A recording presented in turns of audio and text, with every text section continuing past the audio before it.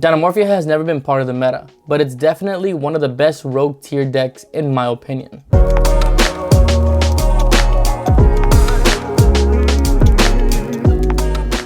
What's up guys, and welcome back to Main Phase TV. I'm gonna be showing you a deck profile for one of my favorite rogue decks, plus we've taken this deck to locals 3 times and all 3 times we've topped. So this is back-to-back local topping deck list. Now, while it does have tough matchups like Tier and Lab, the new support it received in Cyberstorm Access definitely helped out the deck a lot. Now, while most people are definitely spamming out huge monsters, this deck definitely makes for a great curveball for your opponent. So, with that being said, let's go ahead and get into the deck profile. All right, so first we are starting out with Dinomorphia Theresia. Theresia is your main monster for this deck. She, on summon, sets any Dinomorphia trap from deck to field, so it is not ashable when people try to ash you. Now, with that being said, Frenzy and Domain are the main ones you want to go to unless you already have Domain in hand or a Fusion in hand. Diplos is a 3 of. I know people are cutting 2 of, which is completely fine. That's up to them depending on the build. But Diplos is nice when it comes to sending protection from battle from deck to grave. The damage protection cards are mainly the counter traps. So with that being said, to help consistency, because we only have 6 main monsters, we are using Wannabe. Now this in most cases is actually prosperity for most, but the thing that I find and that I like about Wannabe is that now that there's no Rise Heart to banish everything, she can go to grave, and I'm not wasting extra deck resources because there are some times like Lab that the grind game is necessary and you need those extra monsters to help out. Wannabe is nice also because you can dig into your deck more, up to 5 cards, somewhat like Prosperity, because your opponent turn 1 doesn't have anything set. 1 Misk. Misk helps protect your dinosaurs from Triple Tactics Talent in case you don't have a Judgment, from Lightning Storm, from Raigeki, from Super Poly. If you think they're playing Super Poly because in this format, Super Poly is becoming absolutely broken, then I would say use this in your draw or standby phase to help avoid that. That's it for the main monsters. Now for the spell cards, even though we are a trap deck, we're running 3 Pot of Duality to help dig in.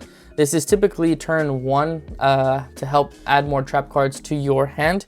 Granted, when you use Pot of Duality, you can't special summon, so keep that in mind.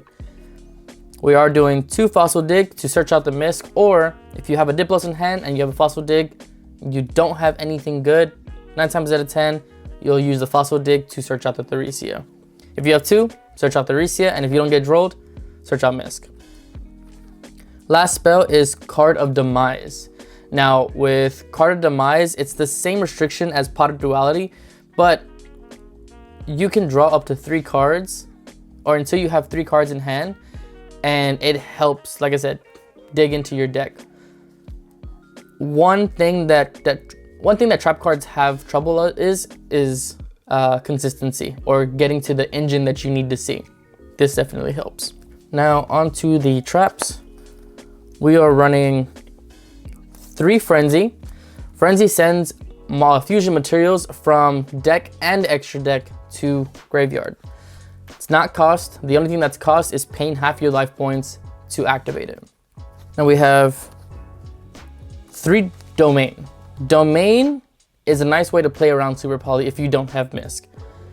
The way you do this is, since Domain sends from hand, deck, or field to grave to fusion summon, you can bring out Theresia with no other monster on the field.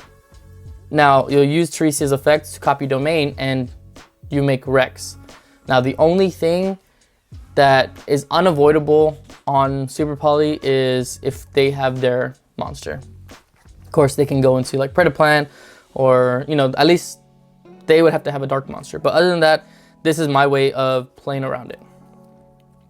Then you have 3 Intact. This is the new support that we got in Cyberstorm Access.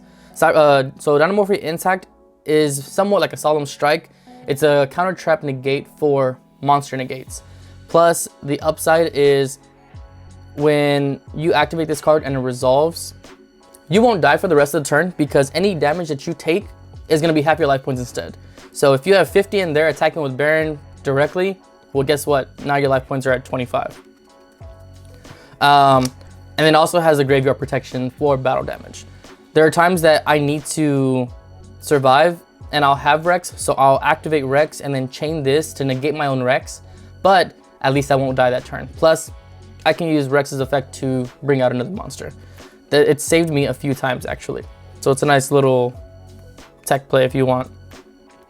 We have 1 alert. I've seen people play 2. I've thought about 2. 1 has actually been really nice and 2 have never come up because you can use this twice with Kentrigina. You have 1 Brute, which is basically the only back row destruction we have. I know it sounds weird that a trap deck may lose to back row cards, but the only thing that stops this deck really is there can only be 1. Honestly, and it's so annoying.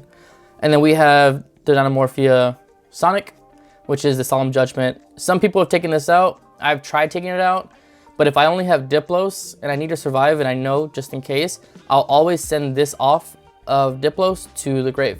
That's my #1 thing. And so far it has worked. Now for the generic trap cards, we're doing 3 Solemn Judgment. So technically with Sonic, this is 4. Pay half your life points. Great synergy with the deck. Now the most controversial thing with this next card is that it doesn't really have synergy for Dinomorphia. 3 Solemn Strike. Solemn Strike is definitely a weird one, but as you know, trap decks suck so bad going second against main decks. Game 1. Game 2 and 3, if you want, you can side these out for super polys or, you know, whatever the case may be.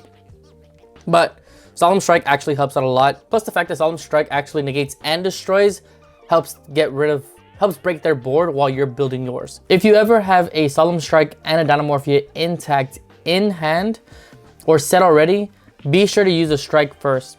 The strike will avoid the conflict later on and it'll help you in the long run when it comes down to later that turn when you need that intact or a monster negate destroy.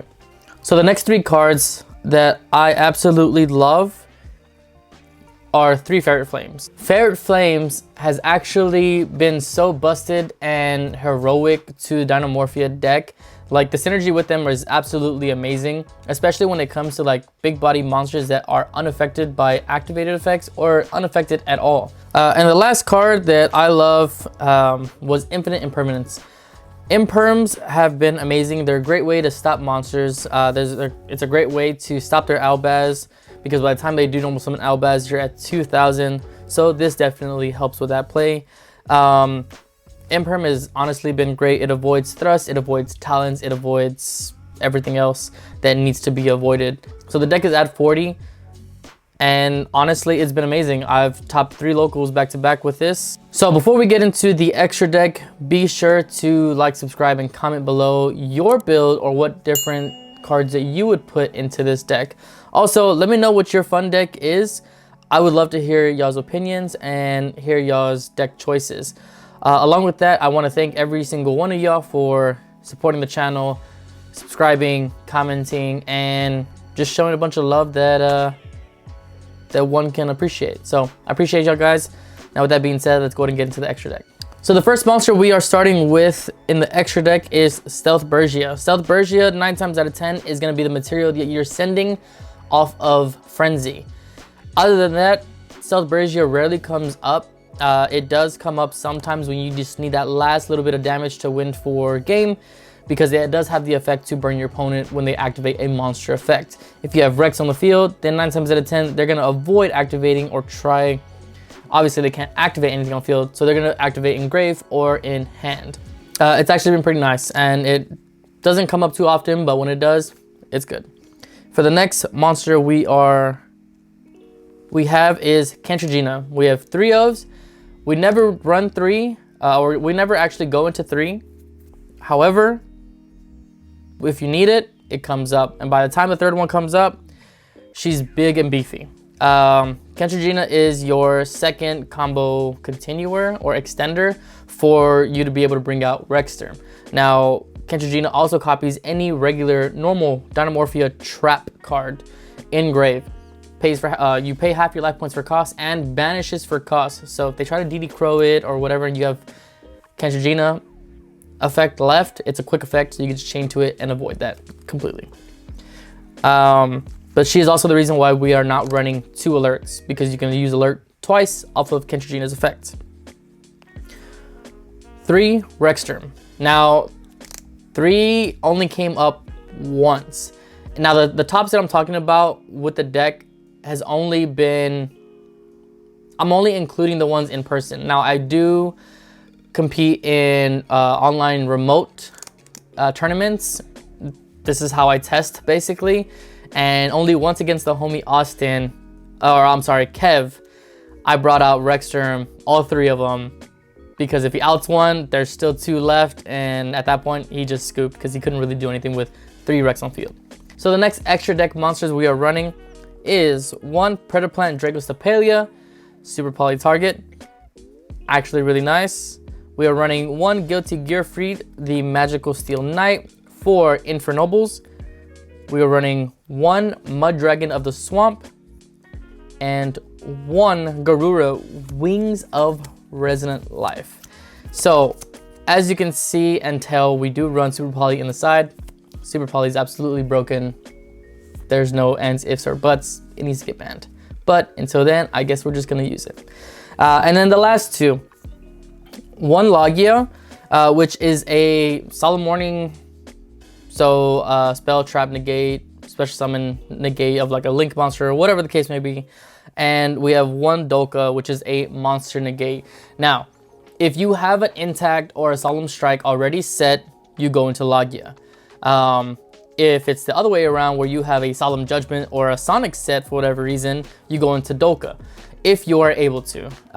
The reason why I only have 2 Xyz is Predaplant Dragostapelia was actually a Dark to Dark Charmer link, and I think that's only come up once, honestly, but there's nothing really to do anything with it. I'd rather have a super poly target anyway.